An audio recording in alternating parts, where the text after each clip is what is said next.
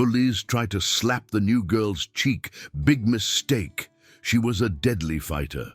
Maya Novak pressed her forehead against the cool window of her father's pickup truck as they pulled into the parking lot of Westlake High School. The September morning sun cast long shadows across the sprawling brick building, making it look even more imposing than it had during her registration visit 2 weeks earlier. At 16 years old, she had become an expert at reading the geography of new schools, cataloguing the unspoken territories and invisible boundaries that defined teenage social order. This was her third high school in 4 years, each move dictated by her father's military career, each transition requiring her to master a new set of rules, faces, and hierarchies. "You going to be okay, kiddo?" her father asked, his weathered hands gripping the steering wheel. Colonel James Novak had served 3 tours in Afghanistan as an Army Ranger before transitioning to a training position that kept them moving from base to base. Despite his intimidating military bearing, his eyes held nothing but concern for his daughter. "I'll be fine, Dad," Maya replied, adjusting her thick-rimmed glasses that had a tendency to slide down her nose. Her wavy brown hair, which seemed to have a mind of its own, regardless of how much product she applied, was pulled back in a simple ponytail. At 5 feet 4 inches with a slight frame that she deliberately disguised with oversized hoodies and loose-fitting jeans, Maya had perfected the art of blending into the background. It was a carefully cultivated invisibility that served her well as the perpetual new student. What no one at Westlake High would know, what no one at any of her schools ever discovered until absolutely necessary, was that Maya Novak had been training in mixed martial arts since her 7th birthday. 9 years of intensive training had transformed her seemingly delicate frame into a precisely calibrated instrument of self-defense. Her muscles, lean and efficient rather than bulky, were hidden beneath her deliberately baggy clothes. She held a black belt in Brazilian Jiu-Jitsu, had competed in youth MMA tournaments under assumed names to maintain her anonymity at school, and could execute a rear-naked chokehold that would have a 200-pound opponent tapping out in seconds.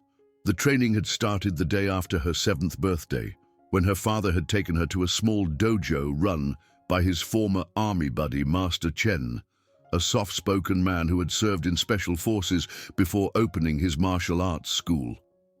Maya still remembered that first lesson, how Master Chen had knelt down to her eye level and spoken words that would define her approach to conflict for the rest of her life.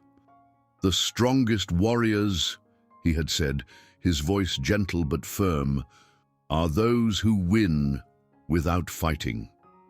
But when fighting becomes necessary, when there is no other choice, then you must be swift, decisive, and controlled. Never fight from anger. Never fight to prove yourself. Fight only to protect." Those words echoed in Maya's mind as she grabbed her backpack from the truck's floor. The bag contained her usual school supplies, but also a carefully folded GI that she kept with her always, a reminder of who she really was beneath the camouflage of teenage normalcy. "Remember what we talked about," her father said as she opened the door. "This time we're staying put until you graduate. No more moves, I promise. So try to, make friends." Maya finished with a wry smile. "I know, Dad. I'll try. And if anyone gives you trouble, walk away if possible. Defend myself if necessary. Never escalate." She recited the mantra they'd established years ago. "I know the rules." Her father nodded, though she could see the worry that never quite left his eyes when he dropped her off at a new school. He'd seen too much in his military career, knew too well how cruel people could be to those they perceived as different or weak. It was why he'd insisted on the martial arts training, why he'd spent countless hours in their garage-turned-gym teaching her techniques he'd learned in the Rangers, why he'd made sure she could protect herself in any situation. Maya watched the truck pull away before turning to face Westlake High School. The building was massive, easily twice the size of her last school, with multiple wings spreading out from a central hub. Nearly 2,000 students attended classes here, creating a complex ecosystem of social groups, cliques, and hierarchies that would take weeks to fully map. But Maya had gotten good at quick reconnaissance, at identifying the power players and danger zones within her first few days. The main entrance was already crowded with students, clusters of friends reuniting after summer break, couples engaging in public displays of affection that violated several pages of the student handbook, athletes in Letterman jackets moving through the crowd like they owned the place. Maya slipped through the chaos with practiced ease, keeping her head down but her senses alert, cataloging faces and group dynamics as she navigated toward the main office to pick up her final schedule. The hallways of Westlake were wide and lined with trophy cases displaying decades of athletic achievements, academic honors, and photographs of notable alumni. The walls were painted in the school colors of burgundy and gold, with motivational posters and student artwork breaking up the monotony. The smell was universal to every high school Maya had attended, a mixture of industrial cleaning products, cafeteria food, teenage body spray, and that indefinable scent of academic anxiety. She had memorized the layout during her registration visit, so finding her locker was simple enough. Number 8, 47. Top row, combination 31-17-45. She spun the dial with practiced efficiency, organizing her supplies with military precision. Each textbook had its place, each binder color-coded by subject. Organization was control, and control was survival in the chaos of high school. "You're new." The voice came from behind her, not a question, but a statement. Maya turned to find a girl with intricate braided hair and kind eyes watching her with curiosity. She wore a student council pin on her cardigan and had the confident bearing of someone comfortable in their social position. "I'm Aisha," the girl said, extending her hand with a genuine smile. "Student Council Welcome Committee. It's literally my job to help new students get acclimated." Maya shook her hand, noting the firm grip and the lack of judgment in Aisha's expression. "Maya Novak, Junior." "Military family?" Aisha asked, then laughed at Maya's surprised expression. "The way you organized that locker was a dead giveaway. We get a lot of military kids rotating through. My dad's stationed at Fort Harrison, so I know the drill." For the first time since arriving, Maya felt some of the tension in her shoulders ease slightly. "Air Force Base, actually. My dad's with the Army, but he's doing inter-service training coordination." Aisha nodded knowingly. "Must be tough, all the moving around. This your first civilian school?" "No, but it's the biggest. My last school had maybe 600 students total." "Well, Westlake can be overwhelming at first, but you'll get used to it. Let me give you the real tour, not the sanitized version they probably gave you during registration." Aisha glanced at her phone. "We have 15 minutes before first period. Come on." As they walked, Aisha provided a running commentary that was both informative and slightly alarming. She pointed out the different territories with the expertise of an anthropologist, describing tribal boundaries. "See that hallway by the gym? That's where the jocks congregate. Mostly harmless unless you criticize the football team's losing streak. The art wing is super chill. Everyone there is too focused on their projects to cause drama. The smoking section behind the cafeteria is technically off limits, but the teachers pretend not to know about it as long as nobody actually lights up on school property." They passed a group of students in expensive clothes, designer bags casually slung over their shoulders, talking in voices that carried an undertone of entitlement. "Rich kids," Aisha explained unnecessarily. "They mostly keep to themselves. Too worried about maintaining their image to bother with anyone outside their tax bracket." Maya nodded, filing away the information. Then they turned a corner, and Aisha's expression changed, becoming more serious. "Okay, real talk? See those guys over there? She nodded toward a group of 3 boys holding court near the east stairwell. "That's Vince DeRosa and his crew. You want to stay away from them." Maya studied the trio with the analytical eye her father had trained her to develop. The leader, Vince, was obvious. Tall, conventionally handsome in that carefully cultivated way that suggested significant time in front of mirrors, with perfectly styled dark hair and clothes that managed to toe the line between school-appropriate and deliberately provocative.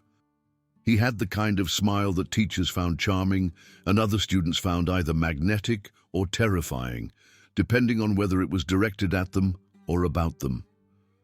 The larger boy next to him had to be Travis Wheeler. Aisha had mentioned the football team, and this guy had linebacker written all over him. He was easily 6 feet 2 inches and built like someone who spent considerable time in the weight room.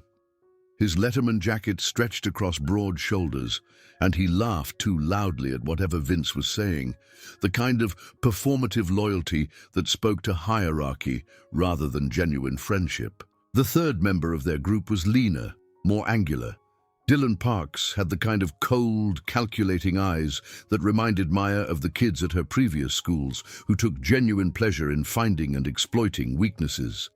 While Vince had charisma and Travis had physical presence, Dylan had something more dangerous, the intelligence to be truly cruel. "They pick a target every semester," Aisha continued, her voice lower now. "Usually someone new, someone who seems weak or different. Last year, they made this freshman kid's life so miserable, he transferred schools mid-semester. The year before that, a girl ended up in therapy."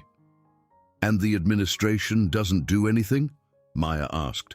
Though she already knew the answer, it was the same at every school. "Vince's dad is on the school board. Travis is the coach's star linebacker. Dylan's mother donates ridiculous amounts to the school fundraisers." Aisha shrugged, with the resignation of someone who had learned to accept systemic unfairness. "They're careful too. Never anything that can be definitively proven as bullying.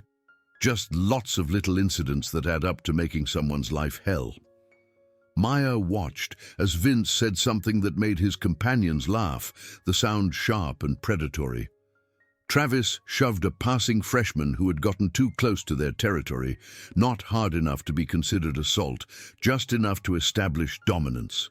Dylan watched, with those cold eyes, cataloging reactions, filing away weaknesses for future exploitation. "Thanks for the warning," Maya said, already mentally adjusting her routes through the school to avoid that particular stairwell. "Just looking out," Aisha replied. "Come on, I'll walk you to your first class." The morning passed in the typical blur of first-day introductions, syllabi reviews, and textbook distributions. Maya had advanced placement chemistry first period, where she chose a seat in the middle of the classroom, not so far forward as to be labeled a teacher's pet, not so far back as to seem disengaged. She introduced herself when required with minimal information: name, previous school in Virginia, interest in science. Nothing memorable, nothing that would make her stand out. In AP English Literature, she recognized Dylan Parks sitting in the back row, his attention seemingly focused on his phone beneath the desk. She chose a seat on the opposite side of the room, keeping him in her peripheral vision without making eye contact. He didn't acknowledge her presence, which suited her perfectly. Calculus brought Travis Wheeler, who spent the entire period complaining to his neighbor about having to take advanced math for his college applications. The teacher, Mr. Peterson, ignored the disruption with the practiced blindness of someone who had learned to pick their battles. Maya focused on her notebook, working through practice problems and maintaining her invisibility. By lunchtime, she had mapped out the basic social geography of her classes and identified several alternate routes between them. The cafeteria presented its own challenges, a vast space filled with circular tables that were clearly claimed by established groups. Maya had brought her own lunch, planning to eat in the library as she had at her previous schools, but Aisha appeared at her elbow before she could escape. "Absolutely not," Aisha said firmly. "I know that look. You're not eating alone in the library on your first day. Come sit with us." The US turned out to be a small group of students who seemed to exist in that comfortable middle space of high school society. Not popular enough to be targets of envy, not unpopular enough to be targets of mockery. There was Jennifer, a theater kid with purple streaks in her hair and an infectious laugh. Marcus, who wore a chess club t-shirt unironically and could quote entire scenes from obscure science fiction movies. Sarah, quiet and artistic, who spent most of lunch sketching in a notebook. They welcomed Maya with the easy acceptance of people who knew what it was like to not quite fit in. The conversation flowed from complaints about homework to debate about whether the new superhero movie would live up to the hype. Maya found herself relaxing slightly, allowing herself to engage in the normal teenage discourse she usually avoided. She was laughing at one of Marcus's stories about a disastrous chess tournament when she felt the shift in the cafeteria's atmosphere. Conversations around them quieted, and she became aware of a presence behind her before she heard the voice.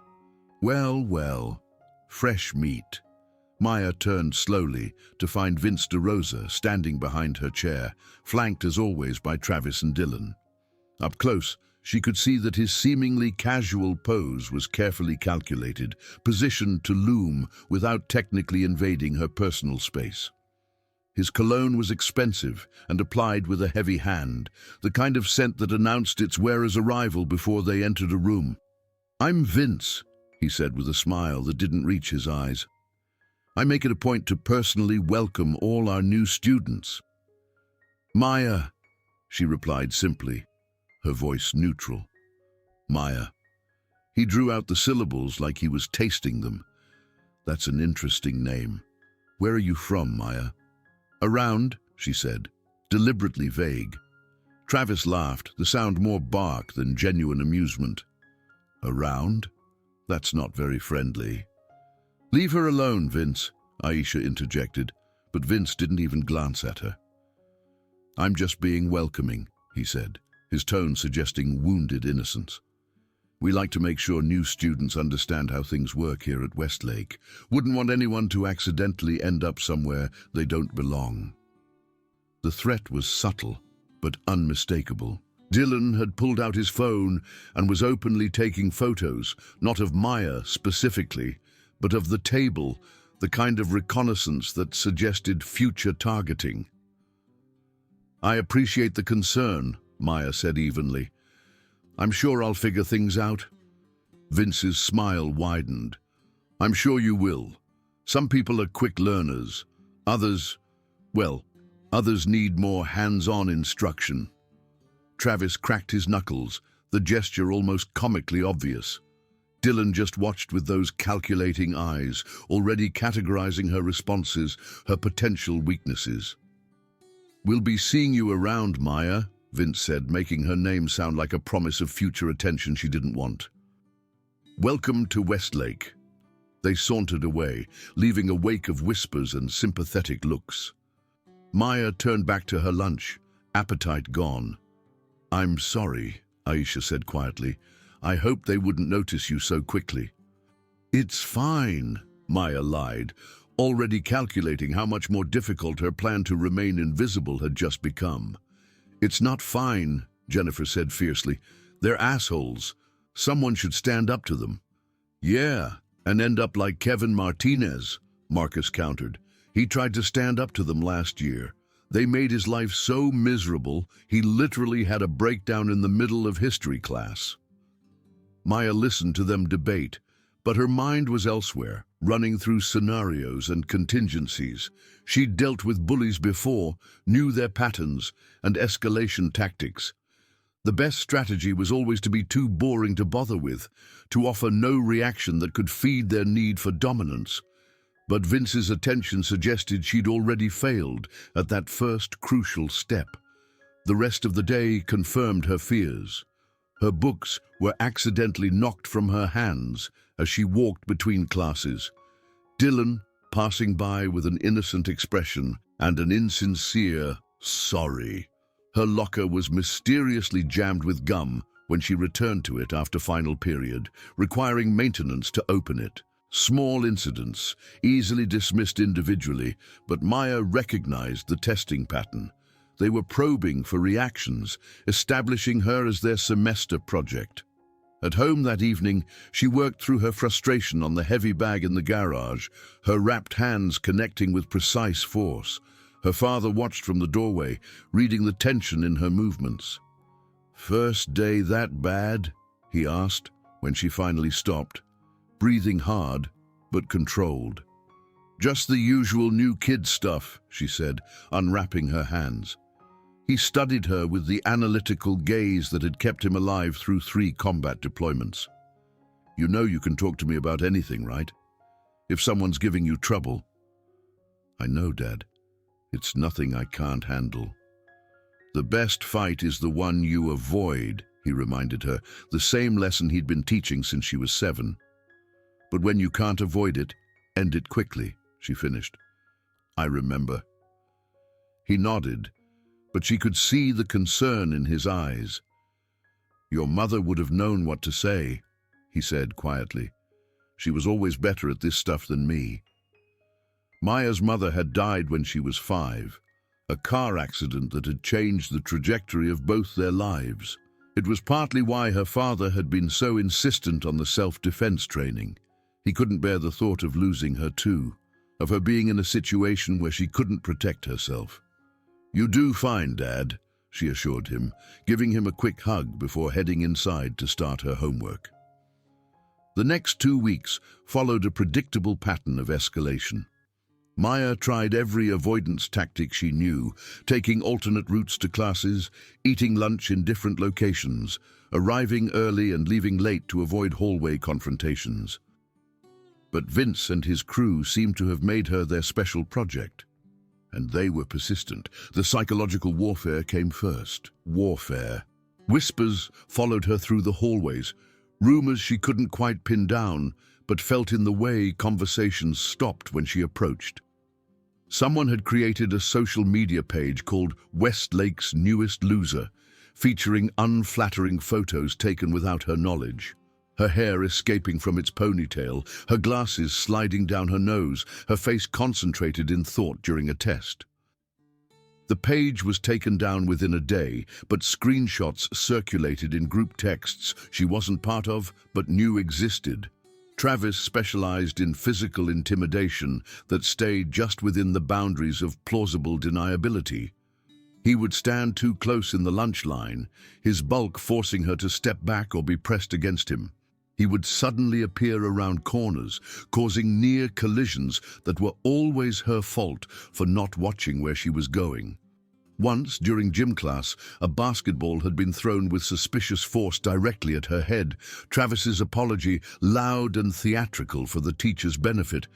Dylan was more insidious.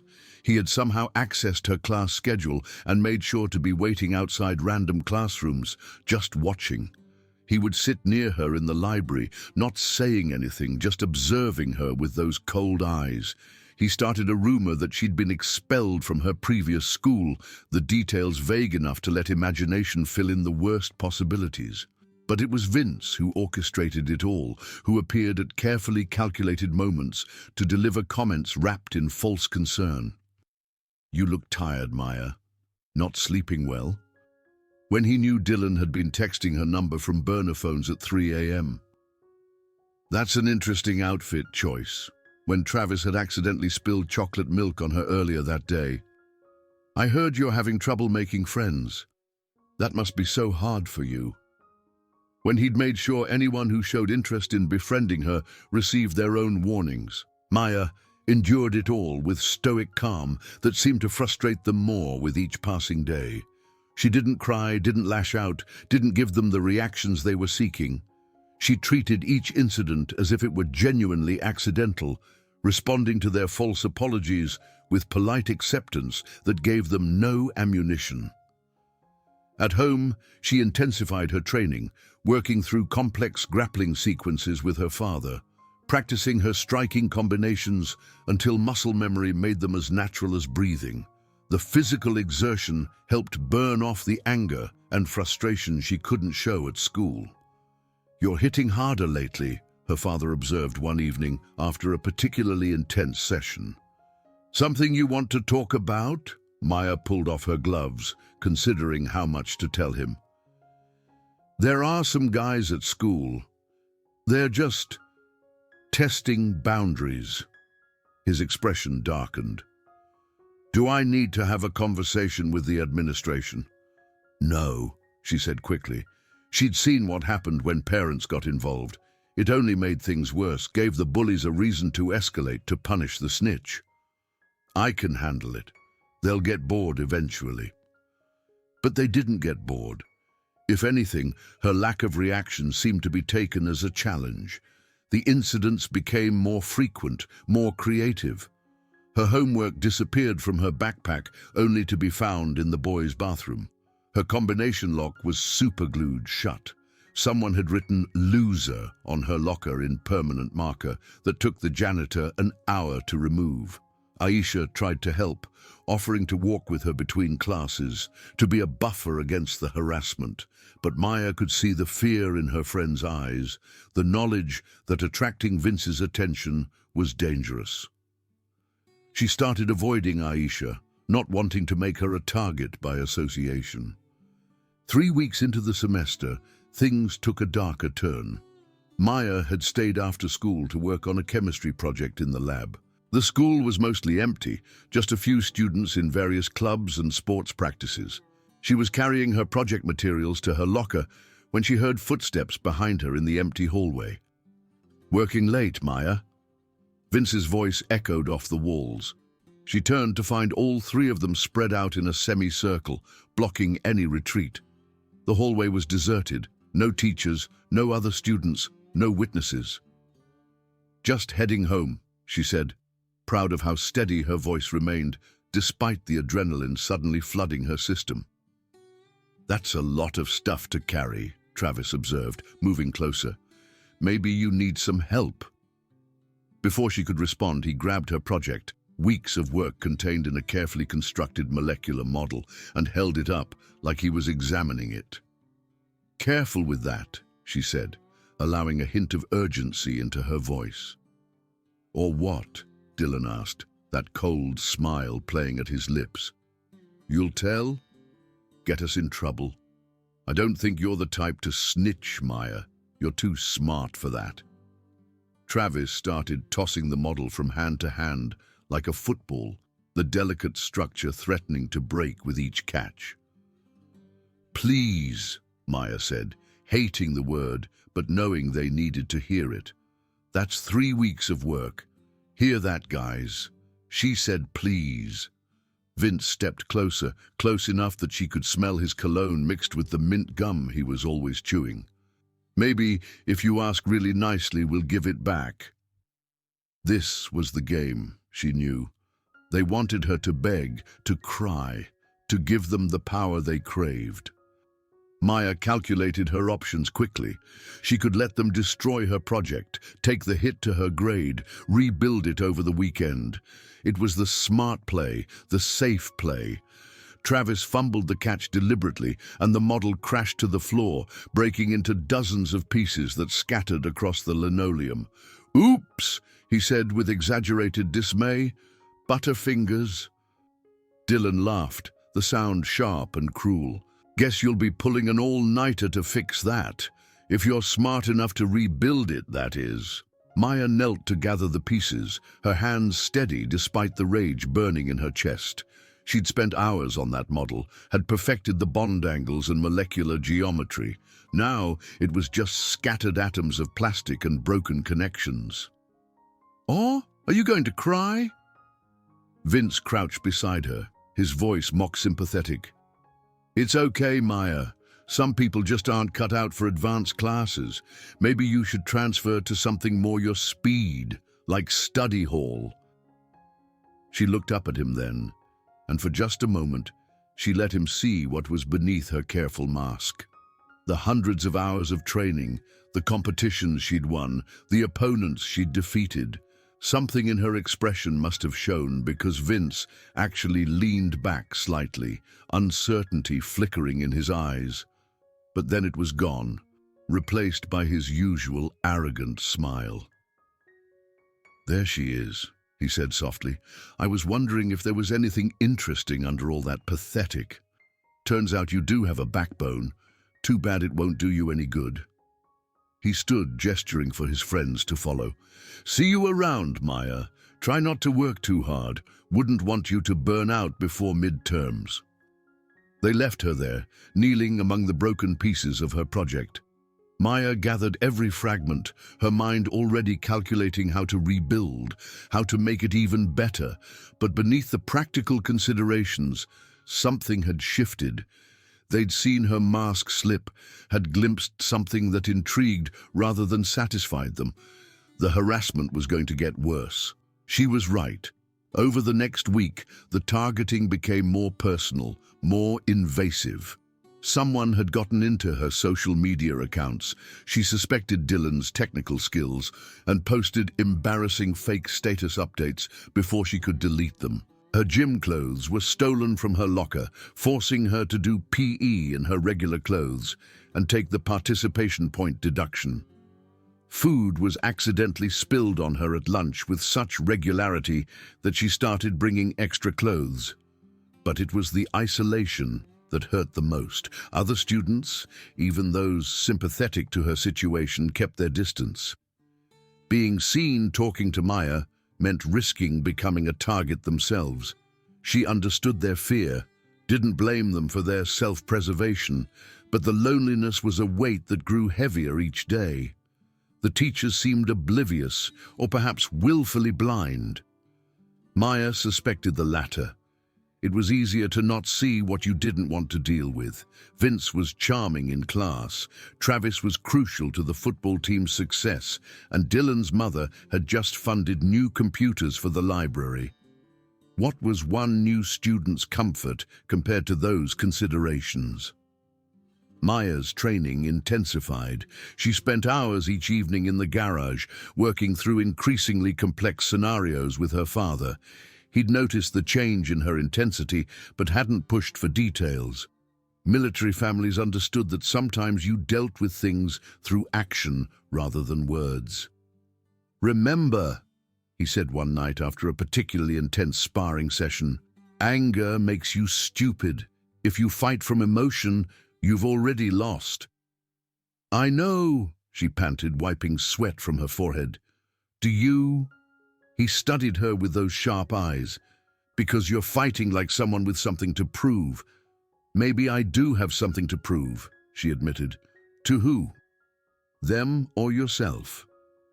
It was a good question, one she didn't have an answer for. Friday of the fourth week brought everything to a head. Maya had stayed after school to retake a quiz she'd missed when someone had falsely reported her for cheating, requiring a lengthy investigation before she was cleared. The accusation had been anonymous, but she recognized Dylan's handiwork in the carefully crafted language that stayed just within the bounds of plausibility. The school was mostly empty by the time she finished, the hallways echoing with that hollow quality they got when drained of students. She was heading to her locker to retrieve her weekend homework when she heard them, voices echoing from the east stairwell. Her first instinct was to turn around, take the long way around to the other stairwell, but that would mean walking all the way to the other side of the building, and she was tired. Tired of running, tired of avoiding, tired of letting them dictate her movements through the school. She could hear them talking, their voices casual and unguarded in what they assumed was privacy. "Getting boring," Travis was saying. "She doesn't do anything. No crying, no freaking out." "Patience," Vince replied. "Everyone has a breaking point. We just haven't found hers yet." "Maybe we need to step it up," Dylan suggested. "Something more personal." "Like what?" Travis asked. There was a pause, then Dylan's voice, lower now. "I did some digging. Her mom died when she was 5. Car accident. Maybe we could—" "No," Vince's voice was sharp. "We're not going there. We have rules." "Since when do you have limits?" Dylan sounded genuinely surprised. "Since always.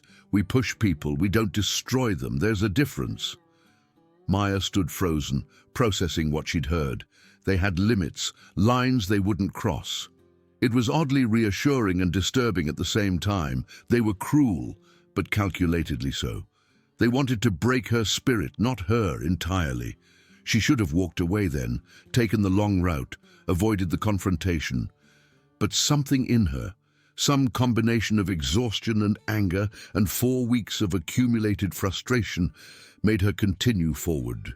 They were lounging in the stairwell like they owned it, which in the social geography of Westlake they essentially did. Vince was leaning against the wall, scrolling through his phone. Travis was sitting on the steps, massive frame taking up most of the width. Dylan was perched on the railing, that ever-present calculating look in his eyes. They looked up as she approached, surprise flickering across their faces before being replaced by predatory interest. "Well, look who it is," Vince said, straightening from the wall. "Maya, nobody, all alone." "I need to get through," she said simply. "You need to?" Vince raised an eyebrow. "That sounds like a you problem, not an us problem." Travis stood, his bulk blocking the stairway completely.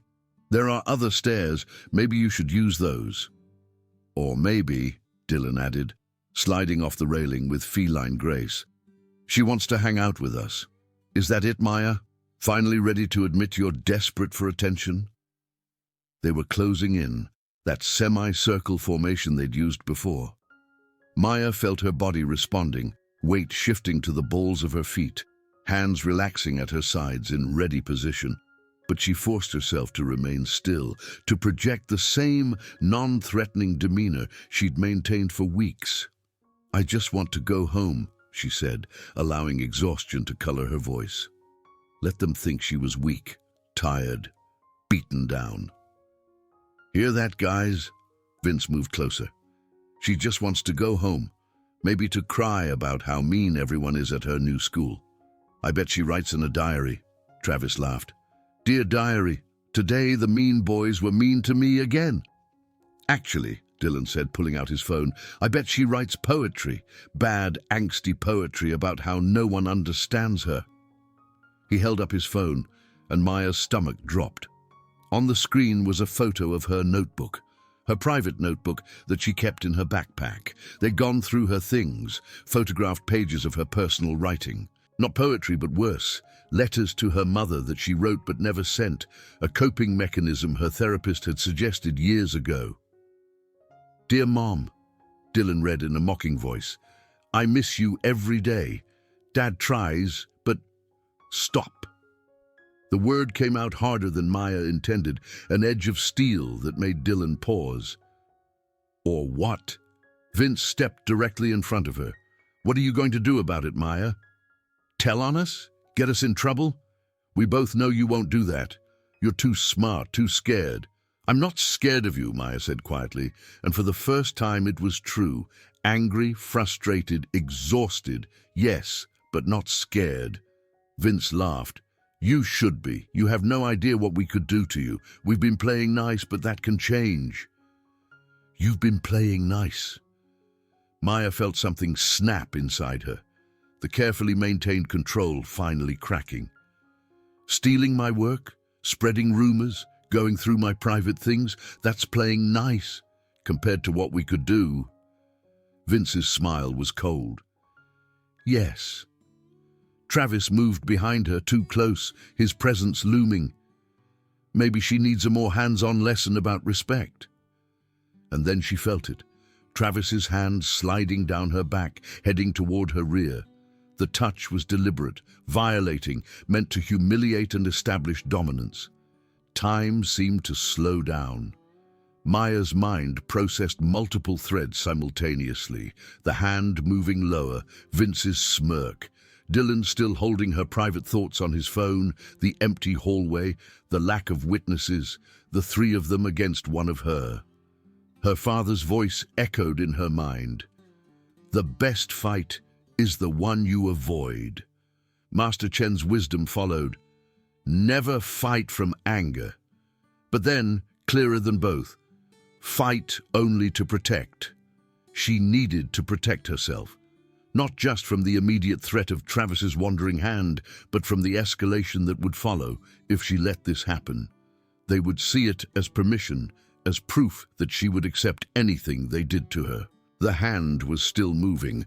Without conscious thought, 9 years of training took over. Maya spun, catching Travis's wrist in a grip that made him gasp. Using his own momentum and weight against him, she guided him face first into the wall with a modified armbar that had him completely under her control in less than a second. "What the—" Vince started, but Maya was already moving. She released Travis, who stumbled back in shock and turned to face Vince. He was reaching for her. Whether to grab or push, she didn't know and didn't care. She caught his extended arm, pivoted on her heel, and used a classic judo throw to send him over her hip. He hit the ground hard, the air leaving his lungs in a whoosh that echoed through the stairwell. Dylan, seeing both his friends incapacitated in seconds, dropped her phone and rushed at her with a wild haymaker punch that telegraphed his complete lack of fighting experience. Maya ducked under it easily, grabbed his shirt, and used his forward momentum to flip him over her shoulder.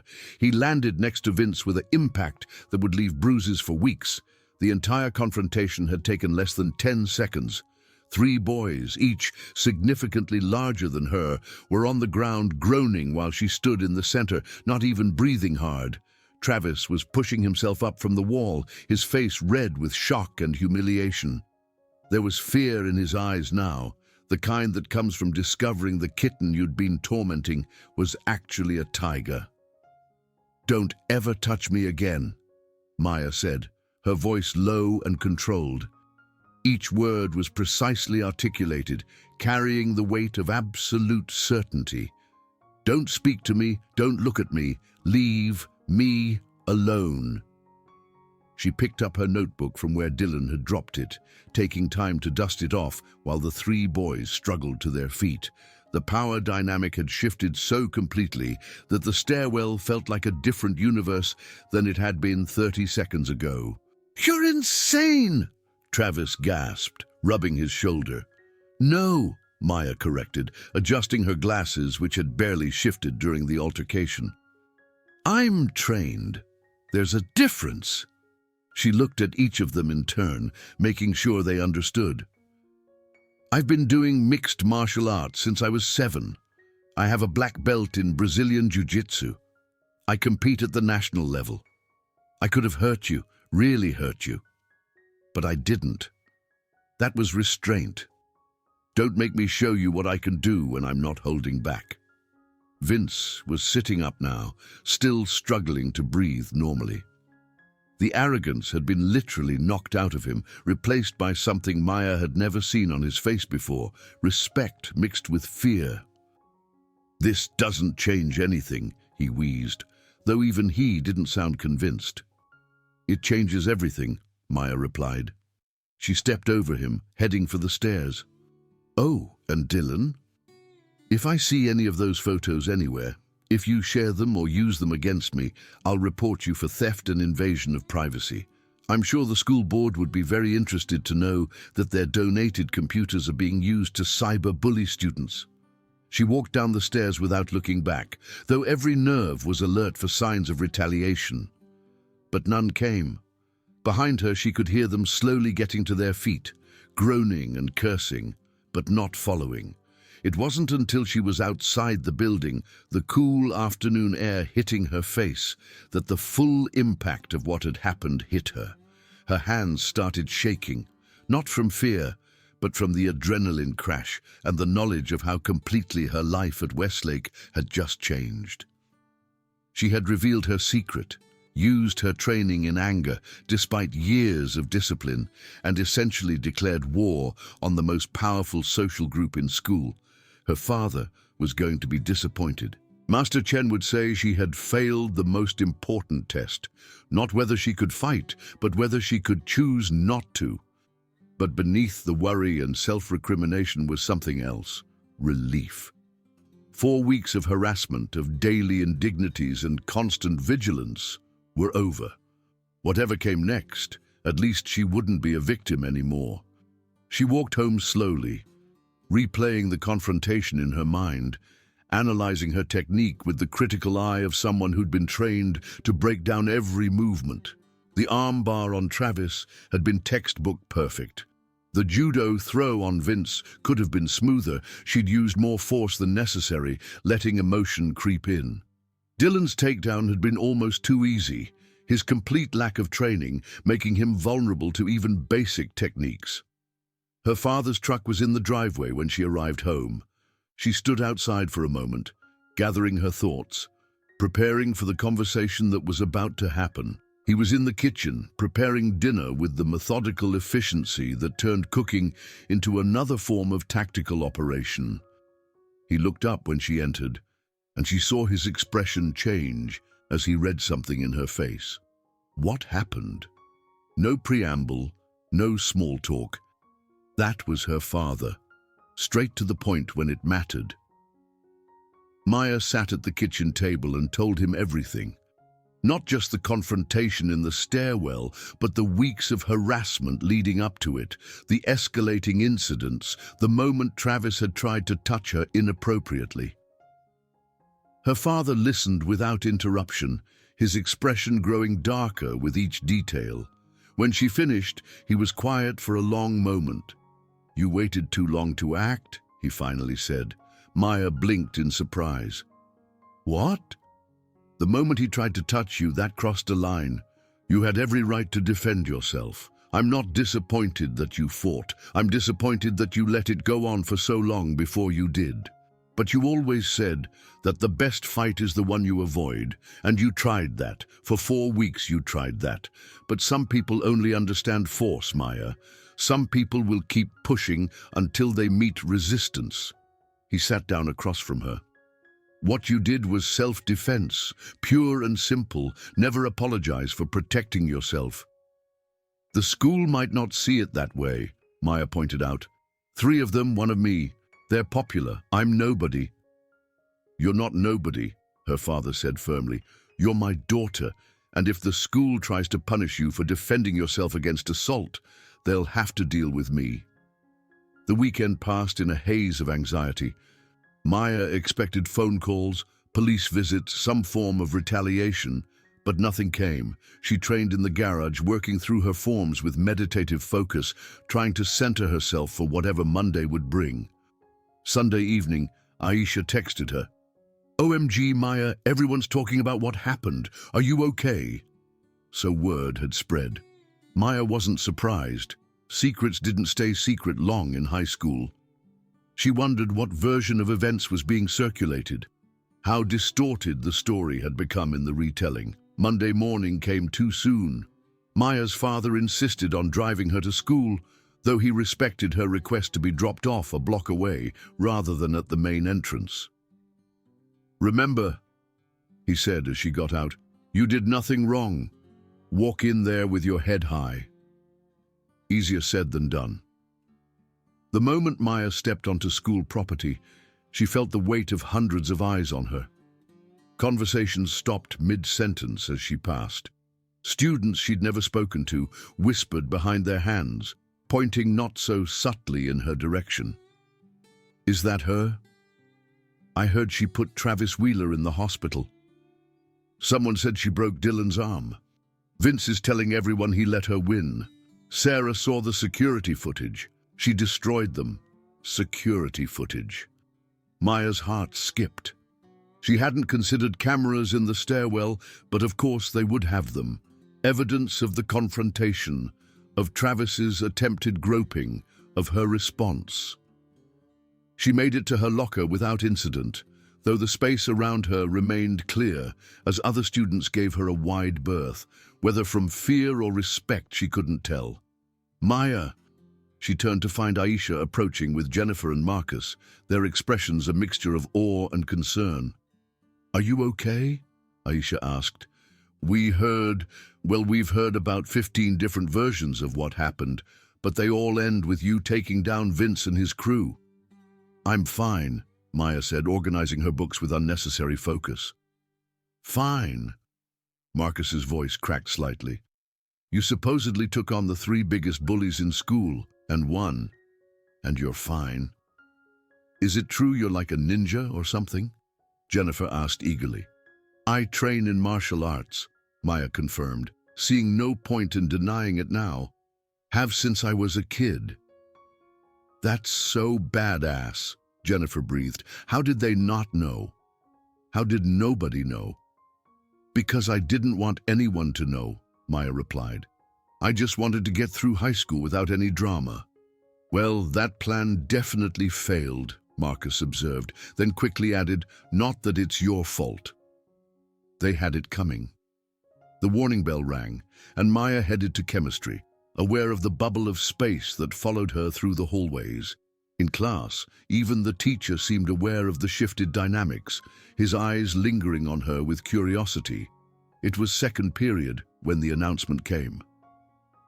"Maya Novak, please report to Principal Winter's office immediately. Maya Novak to the principal's office." The walk to the administrative wing felt like a funeral march. Maya had been through this before at her first school. The victim of bullying called in to explain why they'd finally snapped, why they couldn't just handle it the right way, why they had to make trouble for everyone. But when she entered the office, she found not just Principal Winters, but her father in full military dress uniform. He'd changed after dropping her off, the decorated Army Ranger looking every inch the warrior he was. "Miss Novak," Principal Winters began, her expression unreadable. "Please, have a seat." Maya sat, her father's presence beside her both comforting and concerning. Parents were only called in for serious disciplinary actions. "I've spent the morning reviewing security footage from Friday afternoon," the principal continued. "All of it. Not just the stairwell incident, but the weeks leading up to it." She pulled out a tablet and turned it toward Maya. On the screen was a compilation of incidents: her books being knocked down, her locker being vandalized, Travis accidentally colliding with her, dozens of moments of harassment she'd endured. "I also reviewed this," Principal Winters said, swiping to another video. It was the stairwell confrontation, crystal clear, Travis's hand sliding down toward her rear, her efficient response, the complete takedown of all 3 boys in under 10 seconds. "I see clear evidence of sustained harassment culminating in attempted sexual assault," the principal said bluntly. "I also see a textbook case of self-defense executed with remarkable restraint." Maya blinked in surprise.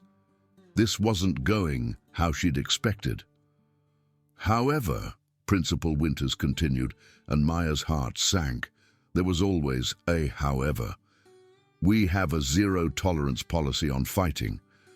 "With all due respect," Maya's father interjected, his voice carrying the authority of someone used to command, "that policy should also apply to sexual assault and sustained bullying. Yet I don't see the perpetrator sitting here."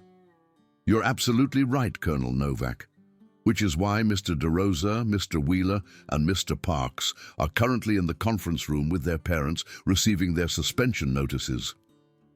Maya couldn't hide her shock. "They're being suspended." "Mr. Wheeler for 10 days, pending possible criminal charges for sexual assault.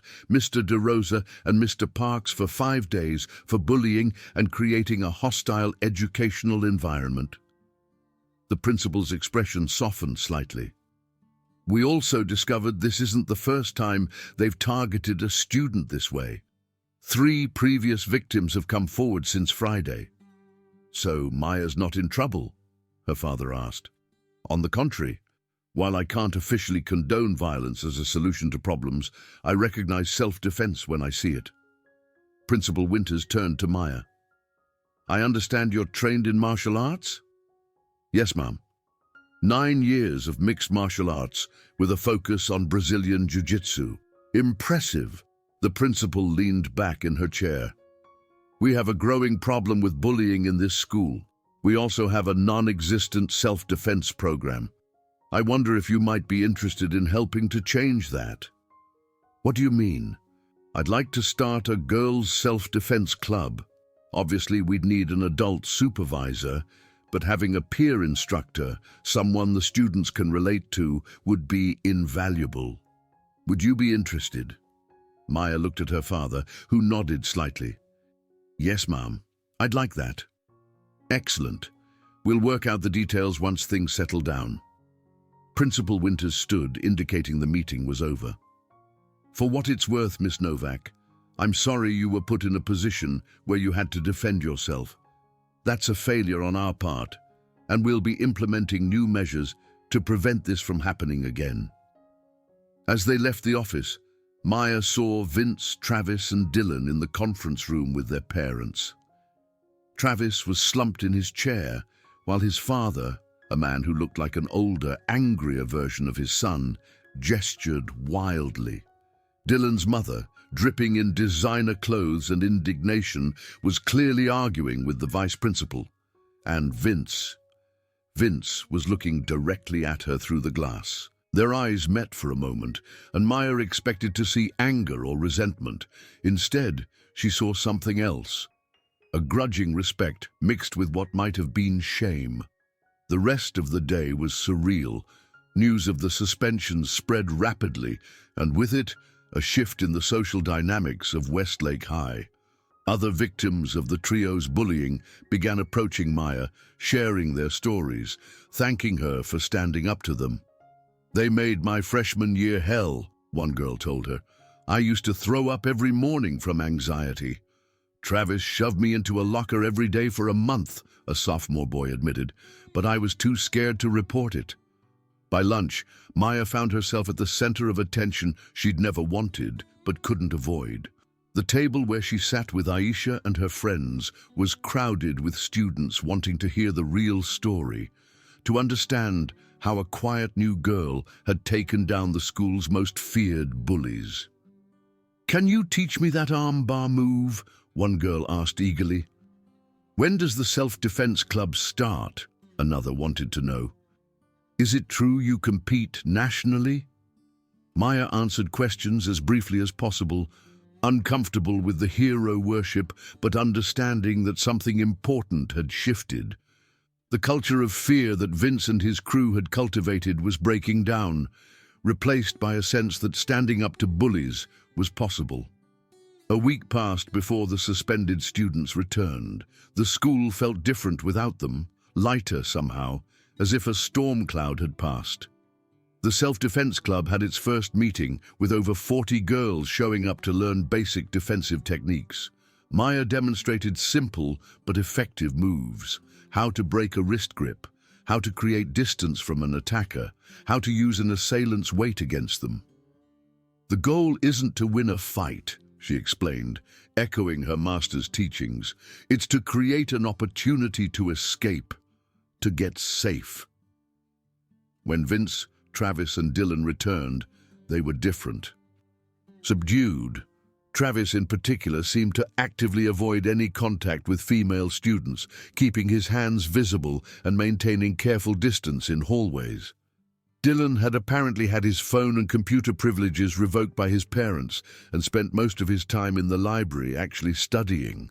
But it was Vince who surprised Maya the most.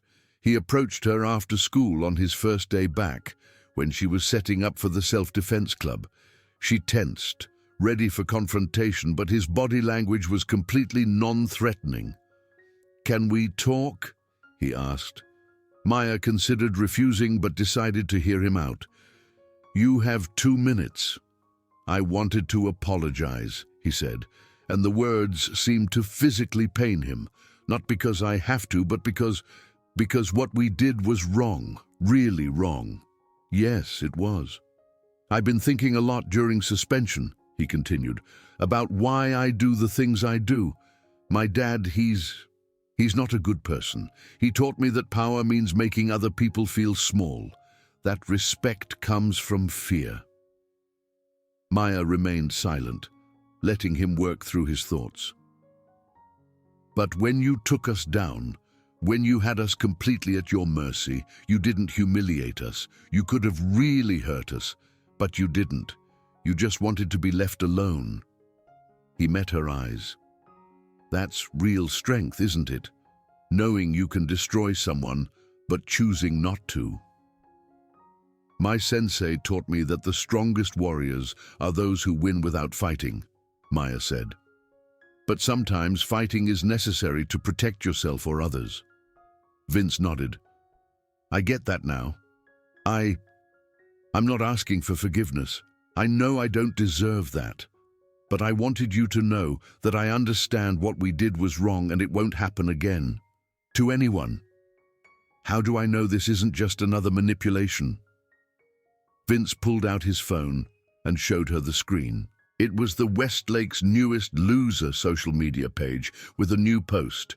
This page was created to bully and hurt someone who didn't deserve it. Maya Novak is not a loser.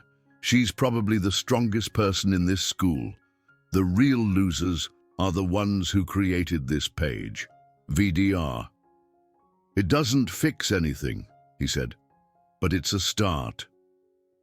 Maya studied him, looking for deception, but found only what appeared to be genuine remorse. You're right. It doesn't fix anything, but it's a start. Over the following weeks, changes continued to ripple through Westlake High. The self-defense club grew to include boys as well, with Maya teaching alongside a professional instructor the school had hired. Vince, surprisingly, became one of the most dedicated students, approaching the training with a humility that seemed foreign to his previous personality. Travis struggled more with the changes. His position on the football team became tenuous as coaches and teammates grappled with his actions. Eventually, he quit the team voluntarily, focusing on his studies and maintaining a low profile. Maya occasionally saw him in the hallways, and he would nod respectfully, but never approach. Dylan found his own path to redemption through the computer science club, where his technical skills were appreciated for positive purposes. He developed an app for anonymous bullying reporting that was adopted school-wide. One afternoon, about a month after the incident, Maya was working on a chemistry project when someone sat down across from her in the library. She looked up to find Vince, but not the Vince from before. This version looked uncertain, almost vulnerable. I need your help, he said quietly. Maya raised an eyebrow, waiting. There's a freshman, Tommy Morrison. Some of the JV football players are targeting him. The same way we... He trailed off, then continued. The way we used to operate. And I want to stop it. But they won't listen to me. They think I've gone soft. He looked frustrated. I helped create this culture, and now I don't know how to fix it. Maya considered him. You can't fix it alone. Culture changes take time and consistent effort from multiple people. Will you help? It was a loaded question. Helping Vince meant aligning herself with her former tormentor, potentially damaging her reputation among those who saw her as a hero for standing up to him. Not help you, she clarified, but I'll help Tommy. And if you're serious about changing things, you'll follow my lead. They developed a plan. Maya approached Tommy directly, offering him support and protection through the Self-Defense Club network. Vince worked behind the scenes, using his remaining social influence to make it clear that bullying was no longer acceptable. When the JV players persisted, Maya organized a demonstration during lunch, where she showed Tommy and other potential victims basic defensive moves, with Vince volunteering as the attacker she repeatedly took down. The message was clear. Bullying would not be tolerated, and victims would be empowered to defend themselves. Principal Winters took notice of the shifting dynamics and formalized some of the changes. The Self-Defense Club became an official part of the physical education curriculum. Peer mediation programs were established, with former bullies working alongside their victims to address conflicts. The anonymous reporting app Dylan had created was integrated into the school's official safety protocols. 3 months after the Stairwell incident, Maya found herself standing in front of the entire student body at an assembly about bullying prevention. She hadn't wanted the spotlight, but Principal Winters had insisted that her story needed to be heard. "I came to Westlake hoping to be invisible," she began, her voice steady despite her nerves. "I'd been the new kid so many times that I'd learned it was easier to hide than to be seen. But hiding didn't protect me from bullying. It made me an easier target." She looked out at the sea of faces, finding Aisha and her friends smiling encouragingly, seeing Vince in the back row listening intently, noticing Travis and Dylan scattered throughout the crowd. "For weeks, I endured harassment because I thought fighting back would make things worse. And maybe in some situations that's true, but when someone crosses the line into physical assault, you have every right to defend yourself. The key is knowing the difference between necessary defense and unnecessary violence." She demonstrated a few basic moves, explaining the principles behind each one. These techniques aren't about being tough or proving you're strong. They're about creating safety for yourself and others. Real strength isn't about dominating others. It's about having the power to hurt someone and choosing not to unless absolutely necessary. The assembly ended with thunderous applause, but Maya was just relieved to step out of the spotlight. She preferred the quieter work of the twice-weekly self-defense sessions, the one-on-one mentoring with students who reminded her of herself. Quiet, targeted, afraid. One such student was Lily Wheeler, Travis's younger sister. She'd joined the self-defense club in its second week, a quiet freshman with her brother's sandy hair, but none of his bulk or bravado. "He's different now," Lily told Maya one afternoon after practice. "Travis, I mean. He won't talk about what happened, but he made me promise to tell him if anyone ever bothers me. He said he doesn't want me to ever feel like I can't protect myself." "People can change," Maya said carefully. "Sometimes it takes a shock to make them see who they've become." "He was becoming our father," Lily said quietly. "Dad's a bully too, just an adult version. Travis was following that path until you stopped him. It was a sobering reminder that the cycle of bullying often started at home, passed down from generation to generation like a toxic inheritance." As the semester progressed toward winter break, Maya found herself in an unexpected position. No longer invisible, no longer the new kid trying to hide. She had become a central figure in Westlake's transformation. Students she'd never spoken to would nod respectfully in the halls. Teachers consulted her about students they were concerned might be victims of bullying. Even the local newspaper had run a story about the self-defense program, though Maya had declined to be interviewed. The last day before winter break brought an unexpected encounter. Maya was cleaning up after the final self-defense session of the semester when she found Vince, Travis, and Dylan waiting outside the gym. Her body tensed automatically. 9 years of training preparing for potential threat. "Relax," Vince said, holding up his hands. "We come in peace." "What do you want?" Maya asked, maintaining safe distance. The three boys exchanged glances, seeming to have a silent conversation about who would speak. Finally, Travis stepped forward. "We wanted to thank you," he said, the words clearly difficult for him, "and to give you this." He held out a small, wrapped package. Maya didn't take it. "It's not a trick," Dylan added.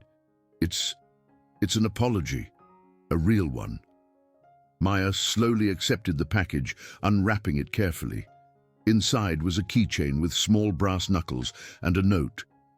"To the girl who taught us all to stand up for ourselves. Thanks for the wake-up call. V.T.&D.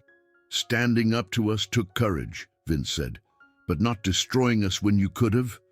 That took wisdom. We were heading down a bad path and you stopped us, literally." "I didn't do it for you," Maya reminded them. "We know," Travis said, "but we benefited anyway. I was becoming someone I didn't want to be, someone my sister would be afraid of. You helped me see that. The self-defense club, the anti-bullying initiatives, the culture change at school, none of that would have happened without you," Dylan added. You turned the worst thing we ever did into something positive for everyone." Maya looked at the keychain, then at the 3 boys who had made her first months at Westlake miserable. They looked different now, not physically, but in their bearing. The arrogance was gone, replaced by something more genuine. "I hope you've actually learned something from this," she said. "Not just about not bullying, but about empathy, about understanding the damage you can do to another person." "We have," Vince said solemnly. "I've been seeing a counselor, actually, working through some stuff about my father, about learned behaviors. It's not an excuse for what I did, but I'm trying to understand it so I don't repeat it." "I've been volunteering at the middle school," Travis offered, "teaching younger kids about respectful behavior, about consent, about not using physical size to intimidate, trying to stop them from becoming who I was. And I'm working with the administration on improving the cyberbullying protocols," Dylan said, "using my technical skills for good instead of what I was doing before." Maya attached the keychain to her backpack, a small gesture of acceptance, if not forgiveness. "People can change," she said, "but change requires consistent effort, not just grand gestures." "We know," Vince said. "We're trying. We'll keep trying." As they parted ways, Maya reflected on the strange journey of the past few months. She'd started the semester wanting nothing more than to be invisible, to slide through high school unnoticed. Instead, she'd become a catalyst for change, a symbol of standing up to bullies, a teacher and protector. Winter break passed quietly. Maya spent the time training with her father, refining her techniques, preparing for the spring tournament season she could finally participate in openly. There was freedom in not having to hide her abilities anymore, in being able to be completely herself. Her father watched her work through a complex grappling sequence on their practice mat, pride evident in his expression. "You know, your mother would have been proud of how you handled everything." Maya paused, breathing hard. They rarely talked about her mother directly. "She always said the measure of a person isn't their strength, but how they use it," he continued. "You used yours to protect yourself, and then to protect others. That's exactly what she would have wanted." When school resumed in January, Maya arrived to find a surprise. The East Stairwell, site of the confrontation that had changed everything, had been transformed. Where once it had been a territory ruled by fear, it was now decorated with student artwork promoting kindness and respect. A plaque on the wall read, "This space is dedicated to all students who have found the courage to stand up for themselves and others." "Bit much, isn't it?" a familiar voice said behind her. She turned to find Vince looking at the plaque with a mixture of embarrassment and acceptance. "It was the principal's idea," he explained. "She wanted to reclaim the space or something, turn a negative location into a positive one." "And you're okay with it? Everyone knowing this is where I hit rock bottom?" Vince finished. "Yeah, I'm okay with it. Maybe if other people see how low bullies can sink and how much damage they can do, they'll think twice." They stood in awkward silence for a moment before Vince spoke again. "Can I ask you something? That day when you took us all down, you could have really hurt us. You had the skills and the justification. Why didn't you?" Maya considered the question. "My sensei taught me that violence should always be the minimum necessary to ensure safety. You were neutralized as threats. Anything more would have been revenge, not self-defense." "But didn't you want revenge? After everything we did?" "Of course I did," Maya admitted, "but acting on that want would have made me no better than you were. The difference between a warrior and a bully is self-control." Vince nodded slowly. "I'm starting to understand that. The self-defense classes are helping. Learning how much damage you can do makes you think twice about doing it." The spring semester brought new challenges and opportunities. The self-defense club had become so popular that they had to split it into beginner and advanced sections. Maya found herself teaching the advanced class, working with students who showed real aptitude for martial arts. One of her most dedicated students was surprisingly Vince. He approached the training with a seriousness that would have seemed impossible months earlier, focusing not on dominating opponents, but on understanding the philosophy behind the techniques.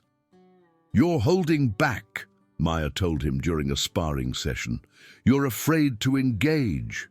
"I don't want to hurt anyone," he replied, and the irony of the statement wasn't lost on either of them. This is controlled sparring. The point is to learn control, to understand your own strength and how to moderate it. If you don't engage fully, you're not learning.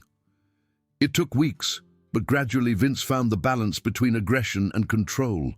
He would never be a natural martial artist. He thought too much, analyzed when he should react, but he developed competence and, more importantly, respect for the art. Travis took a different path. Unable to return to football due to the stigma of his suspension, he channeled his physical abilities into wrestling, a sport that required discipline and respect for opponents. He excelled at it, finding that the structured competition gave him an outlet for his aggressive tendencies without allowing them to spill over into bullying.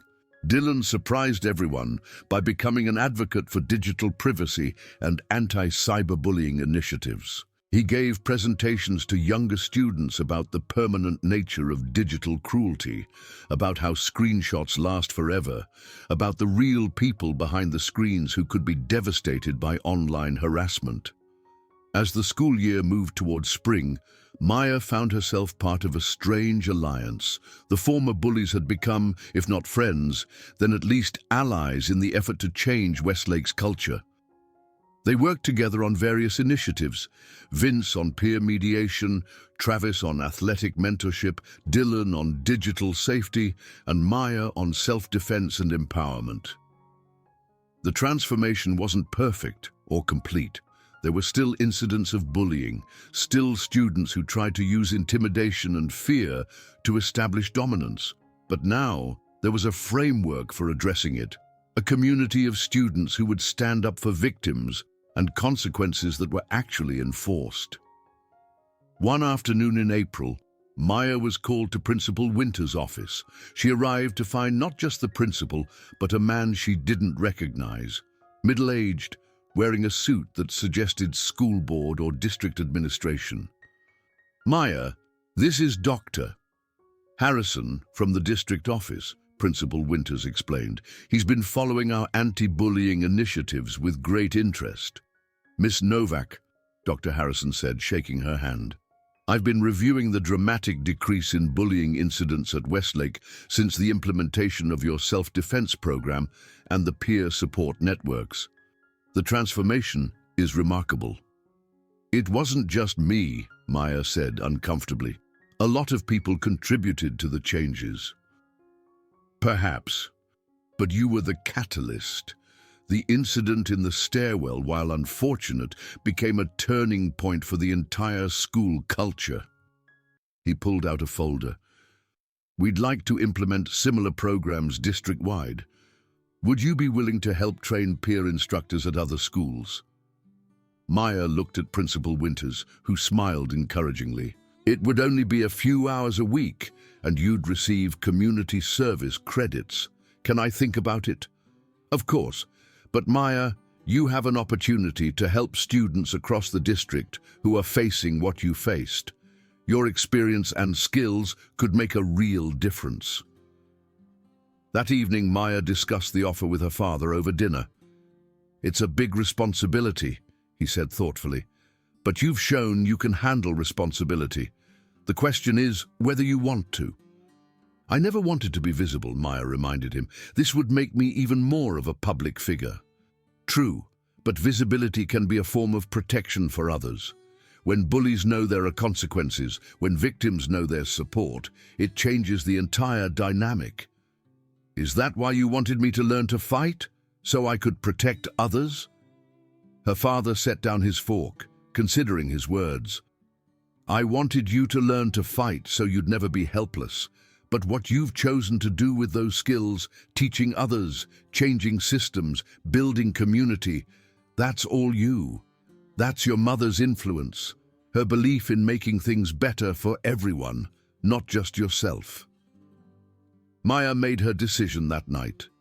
She would help with the district-wide program, but with conditions.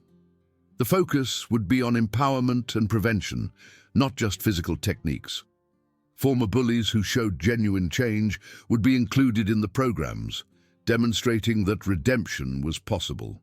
And the emphasis would always be on de-escalation and escape, with physical confrontation as the last resort. The first district training was held in early May.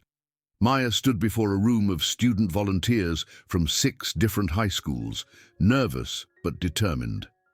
In the audience, she saw Vince, Travis, and Dylan, who had volunteered to share their perspectives as reformed bullies. 4 months ago, she began, I was cornered in a stairwell by 3 bullies who had been tormenting me for weeks. One of them tried to sexually assault me, and I defended myself. That moment of crisis became a catalyst for change, not just for me, but for our entire school. She looked at the 3 boys who had once been her tormentors, now sitting ready to support her message. The students who bullied me are here today, not as examples of what to fight against, but as proof that people can change. They've become part of the solution instead of the problem. That's what this program is about, not just self-defense, but community transformation. The training went well. Students learned basic defensive techniques, but also conflict resolution, bystander intervention, and how to create support networks for vulnerable peers. The former bullies' testimonies were powerful, their honesty about their motivations and the damage they'd caused making a strong impact. I bullied because I thought it made me powerful, Vince told the group. But real power is lifting others up, not tearing them down. It took getting put on my back by someone half my size to learn that lesson. I used my physical size to intimidate, because that's what I learned at home, Travis admitted. But size doesn't equal strength. Maya proved that. Real strength is protecting those who can't protect themselves. I hid behind screens and anonymity to hurt people, Dylan said. I thought being clever meant finding weaknesses to exploit. Now I use those same skills to protect privacy and prevent cyberbullying. Intelligence should solve problems, not create them. As the school year drew to a close, Maya reflected on the journey from invisible new girl to reluctant hero to community leader. It wasn't the high school experience she'd planned or wanted, but it had become something meaningful. The last self-defense class of the year was packed. Students who'd been training all year demonstrated their skills for friends and family. Maya watched with pride as her students showed not just physical techniques, but the confidence that came with knowing they could protect themselves. Lily Wheeler performed a perfect escape from a wrist grab, her movement fluid and confident. Her parents were in the audience, her father looking uncomfortable but trying to be supportive, her mother beaming with pride. Travis stood with them, cheering louder than anyone when his sister succeeded. After the demonstration, as people were leaving, Maya found herself standing with Aisha, who had become one of her closest friends through everything. "Did you ever think your senior year would go like this?" Aisha asked. "I thought I'd be invisible," Maya admitted. "Count down the days until graduation and move on to college without anyone remembering I existed. Instead, you changed an entire school, maybe an entire district." "We changed it," Maya corrected. "It took everyone, students, administration, even the bullies themselves, to make real change. But it started with you standing up for yourself. That took incredible courage." Maya thought about courage, about the different forms it could take. The courage to fight back when assaulted, the courage to teach others, the courage to forgive, if not forget, the courage to transform a negative experience into positive change. "My mom used to say that courage isn't the absence of fear," she said. "It's doing what's right despite the fear." Your mom sounds like she was wise. She was. I think she would have liked how this all turned out. Not the bullying part, obviously, but the community that came from it. As they walked out of the gym, Maya saw Vince waiting by the door. He'd stayed after everyone else had left, clearly wanting to say something. "This is goodbye, isn't it?" he said. "You're graduating next year, probably going to some amazing college far from here." "Probably," Maya agreed, "but the programs we've built will continue. The culture change is bigger than any individual." "I know, but I wanted to say that meeting you was both the worst and best thing that happened to me this year. Worst because it forced me to see who I'd become. Best because it gave me the chance to become someone better." "You did the work of changing," Maya pointed out. "I just provided the wake-up call." "A pretty dramatic wake-up call," Vince said with a rueful smile. "Being thrown to the ground by someone half your size tends to make you reconsider your life choices." They shook hands, a gesture that would have been impossible to imagine months earlier, and parted ways. The final week of school brought reflection and recognition. Maya received a citizenship award from the district, which she accepted on behalf of everyone who'd contributed to the anti-bullying initiatives. The local newspaper ran a feature story about Westlake's transformation, though Maya declined to be photographed. On the last day of school, Maya cleaned out her locker, the same locker that had been vandalized with gum and graffiti months earlier. Now, it bore a small sticker someone had placed there, a cartoon tiger with the words "Strength Through Peace" beneath it. "You ready for summer?" Aisha asked, appearing beside her. "More than ready. Dad and I are going to visit some colleges, and I have a martial arts tournament in July. Still weird that you can compete openly now. Weird but good. No more fake names or hiding trophies." They walked out of Westlake High together, passing the east stairwell one last time. The space that had once been the site of confrontation and fear had become something else entirely. A reminder that change was possible, that courage could overcome cruelty, that even the darkest moments could become catalysts for light. Summer passed with college visits, tournament competitions, where Maya placed second nationally in her weight class, and preparation for senior year. She stayed in touch with the self-defense program, helping train new peer instructors and refining the curriculum based on the year's experience. When senior year began, Maya returned to Westlake as something she'd never expected to be, a respected leader. The girl who'd wanted invisibility had become highly visible, but she'd learned to use that visibility as a shield for others. The self-defense program had evolved into a comprehensive wellness initiative that included physical training, mental health support, and community building. Former victims and former bullies worked side by side, proving that change and redemption were possible. Vince had become student body president, running on a platform of inclusive leadership and restorative justice. His campaign had been honest about his past mistakes and focused on how people could grow beyond their worst moments. Travis had earned a wrestling scholarship to a state college, his aggression channeled into competitive success and mentorship of younger athletes. He'd become an advocate for consent education, using his own shameful actions as a cautionary tale. Dylan had been accepted early admission to MIT, his technical skills now focused on developing apps and systems to protect vulnerable populations online. He'd testified before the school board about digital safety, his insider knowledge of cyberbullying tactics making him an effective advocate for prevention. As Maya walked through Westlake's halls that first day of senior year, she thought about the strange journey that had brought her here. The quiet new girl who just wanted to survive had become a warrior for change, not through seeking conflict, but by refusing to be victimized when conflict found her. The East Stairwell stood as testament to transformation.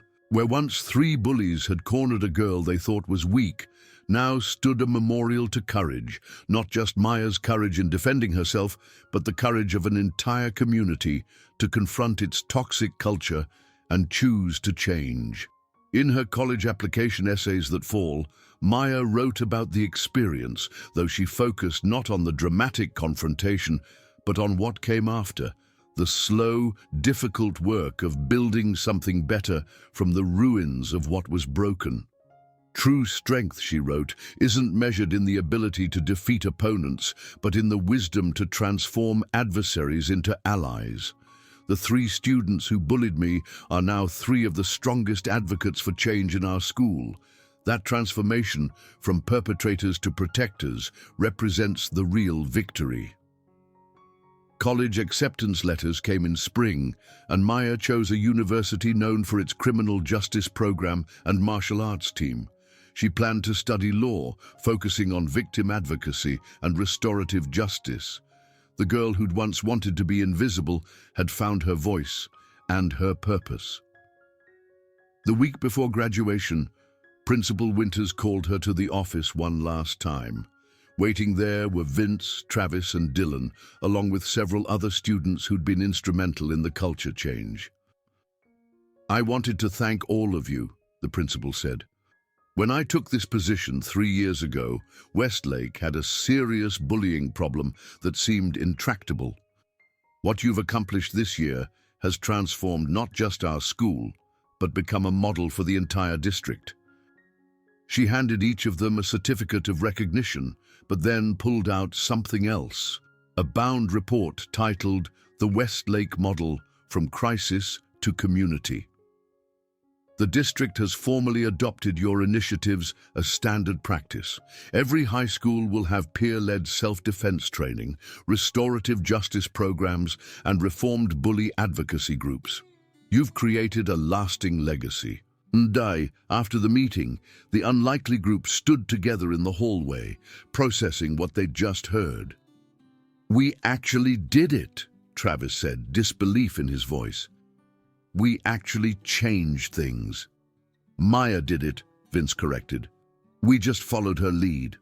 "No," Maya said firmly. "Change this big doesn't come from one person. It comes from a community deciding to be better. You 3 could have stayed angry after I humiliated you in that stairwell. You could have escalated, sought revenge. Instead, you chose growth. That's on you, not me." "You gave us the chance to choose differently," Dylan pointed out. "Another person might have destroyed us completely, and honestly, we would have deserved it." "Destruction is easy," Maya replied. "Building is harder, but more worthwhile." Graduation day arrived with the kind of perfect June weather that seemed designed for new beginnings. Maya sat with her class, no longer the invisible new girl, but still preferring to blend into the crowd when possible. Her father sat in the audience, his dress uniform decorated with the medals that told stories of his own courage. When her name was called to receive her diploma, the applause was thunderous. Students she'd trained, administrators who'd supported the programs, and even 3 former bullies who'd become unlikely allies, all stood in recognition. Later, at the reception, Maya found herself standing with the original self-defense club members, the girls who'd first joined when she was just teaching basic escape techniques in a borrowed gym space. "I still remember that first class," Jennifer said. "You were so nervous but trying to hide it." "I was terrified," Maya admitted. "I'd never taught anyone before. I kept thinking, what if someone actually needs to use this and I taught it wrong?" "But you didn't teach it wrong," Lily Wheeler said. She'd become one of the program's star students, her confidence transformed from those early days as Travis's timid freshman sister. "You taught us to be strong, to stand up for ourselves and others. And you taught my brother to be better," she added quietly. "Our whole family is different now. Dad's even started anger management counseling." The ripple effects of that moment in the stairwell continued to spread in ways Maya could never have predicted. Change, real change, happened not in dramatic confrontations, but in the 1,000 small choices that followed. As the reception wound down, Maya found herself back at the east stairwell one final time. The space had been transformed so completely it was hard to remember it as the site of fear and confrontation. Student artwork covered the walls, motivational quotes bordered the windows, and that plaque honoring courage served as a permanent reminder of transformation. She wasn't alone. Vince, Travis, and Dylan had gravitated to the same spot, perhaps drawn by the same reflective mood. "Feels like a lifetime ago," Travis said, looking at the spot where Maya had slammed him into the wall. 9 months, Dylan corrected. 9 months since we were the kings of this stairwell, ruling through fear. 9 months since Maya dethroned us, Vince added with a wry smile. Best thing that ever happened to us, even if it didn't feel like it at the time. They stood in comfortable silence, 4 people who should have been enemies, but had become something more complicated. Not friends, exactly, but allies united by a shared experience that had transformed them all. "What do you think would have happened if that day had gone differently?" Travis asked. "If you hadn't fought back?" Maya considered the question. "You would have escalated. Someone would have gotten seriously hurt eventually. You were on a trajectory that only ended badly." "And you?" Vince asked. "What would have happened to you?" "I would have survived," Maya said with certainty. "I always survive, but other students, the ones who couldn't defend themselves, they would have suffered. In a way, you 3 chose the perfect victim, someone who could stop you."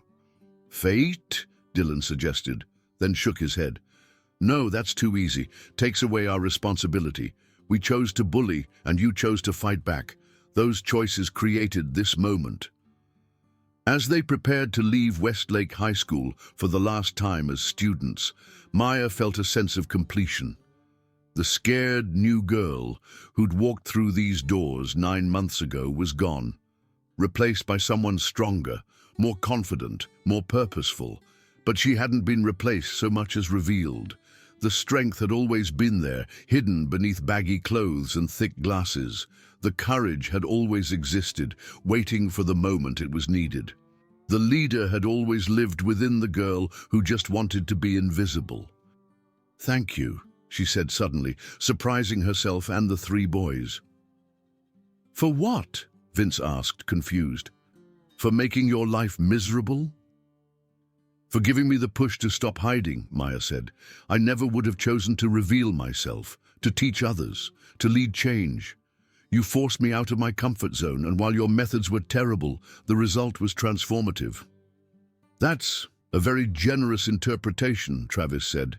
"It's an honest one. I'm not thanking you for bullying me. That was wrong and harmful and inexcusable. But our confrontation became the catalyst for something important, something that will help students for years to come." They walked out of the school together, an unlikely quartet united by a violent moment that had become a foundation for peace. Behind them, the east stairwell stood as monument to the possibility of change, the power of courage, and the strength found not in dominating others, but in lifting them up. Maya's father was waiting in the parking lot, pride evident in his bearing as he watched his daughter say goodbye to her unlikely allies. He'd worried so much about her being bullied, about her having to use the skills he'd taught her. He'd never imagined she would use those skills, not just to protect herself, but to transform an entire school culture. As they drove away from Westlake for the last time, Maya attached the brass knuckles keychain to her rearview mirror, a reminder of a journey that had begun with harassment and ended with hope. "No regrets?" her father asked. "None," Maya said firmly. "Every choice led to something important. Even the choice to fight. Especially that choice. Sometimes the most important battles are the ones we don't want to fight, but can't avoid. The key is making sure that when the fighting ends, something better can begin." The summer after graduation passed quickly. Maya taught advanced classes in the self-defense program, preparing the next generation of peer instructors.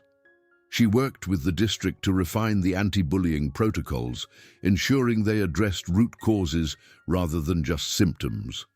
Before leaving for college, she received an unexpected visitor. A woman in her 40s, professionally dressed but with tired eyes, knocked on her door one evening. "Miss Novak, I'm Patricia Martinez. My son Kevin was a student at Westlake last year." Maya recognized the name.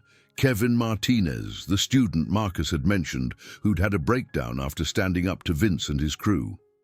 "I wanted to thank you," Mrs. Martinez continued. "Kevin's been following what happened at Westlake after he left. Seeing those boys face consequences, seeing them change, it's helped him heal. He wished he could have stayed and been part of the transformation." "I'm sorry for what he went through," Maya said sincerely. "No one should have to leave school because of bullying." "He's doing better now. He's even considering returning for senior year, knowing the environment has changed. You gave him hope that bullies can be stopped, that victims can fight back." After Mrs. Martinez left, Maya thought about all the unnamed victims who'd suffered before she'd arrived at Westlake. Her moment of crisis had become their vindication, proof that the bullies weren't invincible, that change was possible. The night before leaving for college, Maya had one final training session with her father in their garage gym.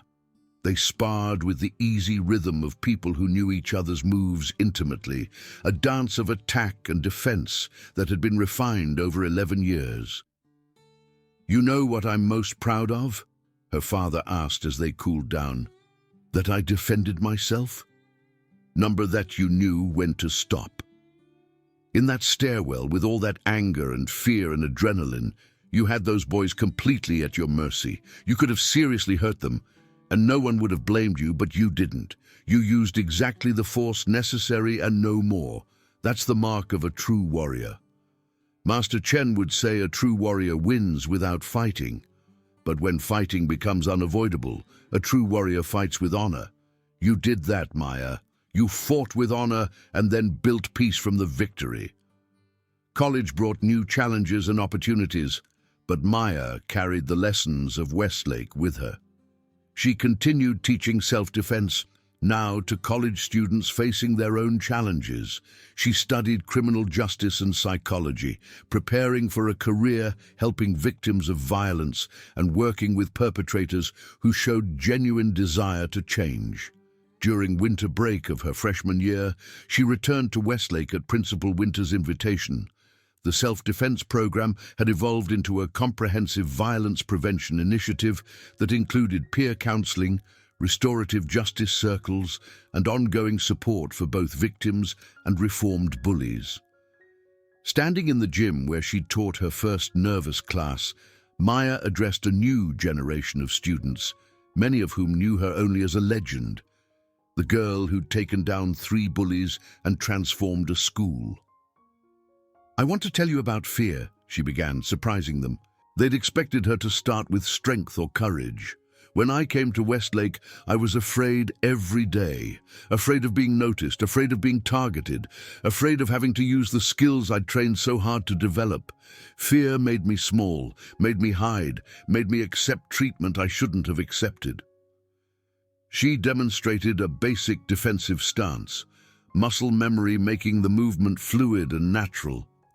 "But fear also kept me alert, kept me prepared, kept me training, even when I hoped I'd never need those skills. Fear can be a teacher if you let it guide rather than control you." A student raised her hand. "Were you afraid when you fought them?" "Terrified," Maya admitted. 3 against 1, all bigger than me in an isolated location, but I was more afraid of what would happen if I didn't fight, of what they would do to me, and eventually to others if someone didn't stop them." "Do you regret it?" another student asked. "The fighting? I regret that it was necessary, that the situation escalated to that point. But I don't regret defending myself. No one should ever regret protecting themselves from assault." After the presentation, Maya walked through the halls of her old school, noting the changes. The east stairwell had become a gathering place for students, its transformation complete. She found Vince there, home from college for winter break, giving a presentation to current students about his journey from bully to advocate. "The person I was when I ruled this stairwell through fear was weak," he was saying. "I thought power meant making others feel small. Maya taught me that real power is helping others feel strong." They nodded to each other, a recognition between former enemies who'd become part of something larger than their conflict. That evening, Maya met with Aisha, Jennifer, and Marcus at a coffee shop near school. They'd all gone to different colleges, but maintained their friendship, bonded by the extraordinary year they'd shared. "Did you ever think we'd be nostalgic about high school?" Jennifer asked. "Most people can't wait to forget it." "We were part of something special," Marcus said. "How many people can say they helped transform their entire school culture?" "Maya can," Aisha said, raising her coffee cup in a toast. "We all can," Maya corrected. "It took a community. I was just the catalyst." "The badass ninja catalyst," Jennifer added with a grin. They laughed, but Maya thought about catalysts, about how sometimes change required a dramatic moment to begin. The confrontation in the stairwell had been that moment, but the real work had been everything that came after, the slow, patient building of something better. Years passed. Maya completed her degree and began working as a victim advocate while pursuing graduate studies in restorative justice. She kept in touch with the Westlake program, watching with pride as it became a national model for bullying prevention and culture change. Vince became a social worker, specializing in anger management and toxic masculinity intervention. He often spoke at schools about his journey, using his story to help other bullies recognize the path they were on. Travis became a high school wrestling coach and health teacher, emphasizing consent and respect in all his interactions. He married a fellow teacher who'd initially been skeptical of his transformation, but came to see the genuine change in him. Dylan worked in cybersecurity, developing programs to protect vulnerable populations online. He created a non-profit that provided free digital safety training to schools, his insider knowledge of cyberbullying tactics making him uniquely effective.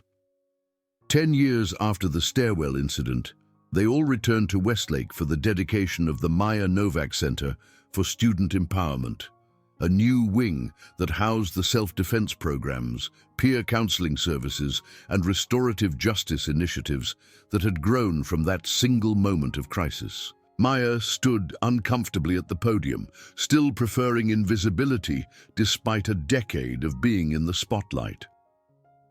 "I came to Westlake as a 16-year-old girl who just wanted to get through high school unnoticed," she began. "I left as someone who understood that hiding our strength helps no one. The skills we possess, whether physical, emotional, or intellectual, are meant to be shared, especially in service of those who haven't yet found their own strength." She looked at the audience. Current students, alumni, teachers, her father in his dress uniform, even Mrs. Martinez with Kevin, who had returned to graduate from Westlake after all. What happened in that stairwell 10 years ago was a moment of crisis that became a moment of opportunity. Not because violence is the answer, but because standing up to bullies, in whatever form that takes, is essential for creating safe communities. After the ceremony, Maya stood in the transformed East stairwell with Vince, Travis, and Dylan. They were adults now, shaped by their choices both good and bad, united by a shared history that had defined their paths. "Did you ever imagine this?" Travis asked, gesturing at the building named in Maya's honor. "Never," Maya said honestly. "I just wanted them to stop harassing me." "And we just wanted to feel powerful," Vince added. "Funny how wrong we all were about what we needed." "You needed to be stopped," Maya said. "I needed to stop hiding. The school needed systemic change. We all got what we needed, just not how we expected."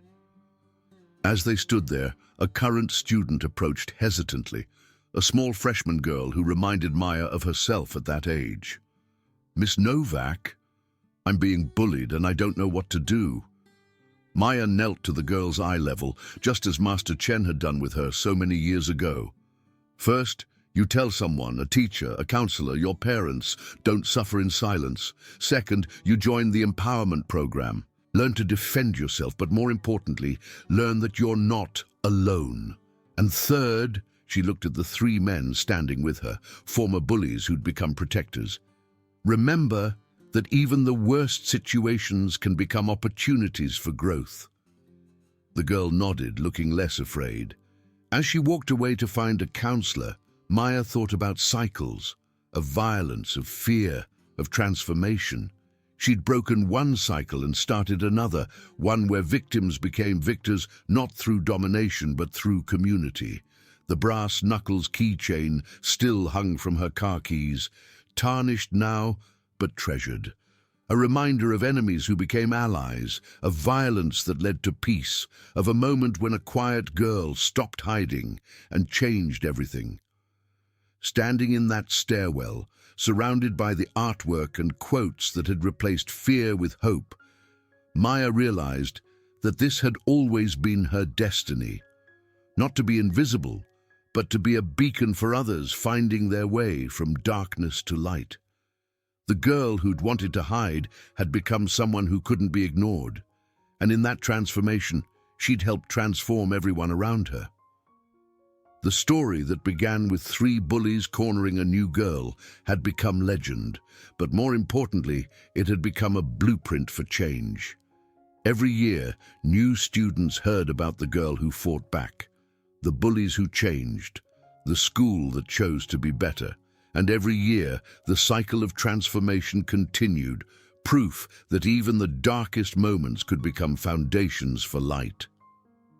As Maya left Westlake that day, she thought about her mother, who died before she could see her daughter grow into a warrior for peace. She liked to think her mother would be proud, not of the fighting skills, but of the wisdom to know when to use them and when to offer redemption instead of revenge. The shy new girl was gone, had been gone for a decade. In her place stood a woman who understood that true strength wasn't about being invisible or invincible, but about being vulnerable enough to stand up, strong enough to show mercy, and wise enough to build bridges from the ruins of burned ones. The East Stairwell would continue to stand as testament to transformation, but the real monument was in the lives changed, the culture shifted, the future victims who would never suffer because someone had been brave enough to say, "No more," and mean it. Maya Novak had wanted to be invisible. Instead, she became unforgettable. And in becoming unforgettable, she made sure that no student at Westlake would ever feel invisible again.